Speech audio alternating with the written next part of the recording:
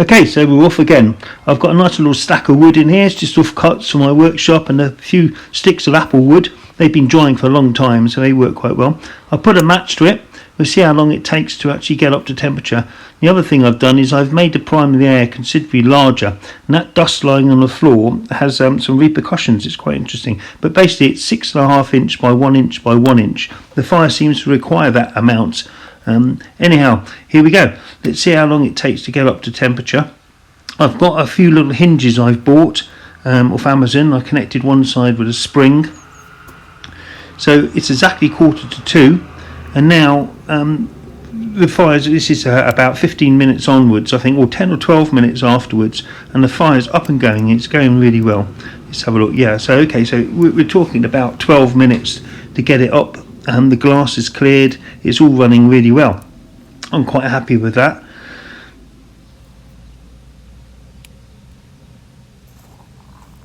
Now this glass on top gives a different perspective. I quite enjoy looking down at into the fire like that.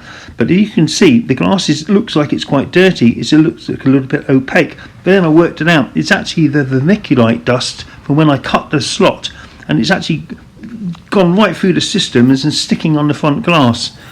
So here's the box I made to go around the fire. It's actually made from this refractory board. It's very expensive stuff, but it's rated to 1000 degrees centigrade, and I don't think there's much fear of it cracking or anything like that.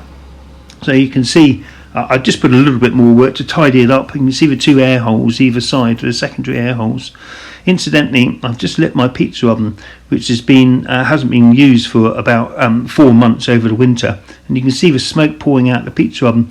And I think people don't realise how much moisture refractory holds, and it takes a good 10 or 12 fires to get the pizza oven operating without any smoke. And the same applies to this. I mean, look at the moisture in this apple wood. That's been dry stored in my shed for at least a year, and it's still absolutely full of moisture.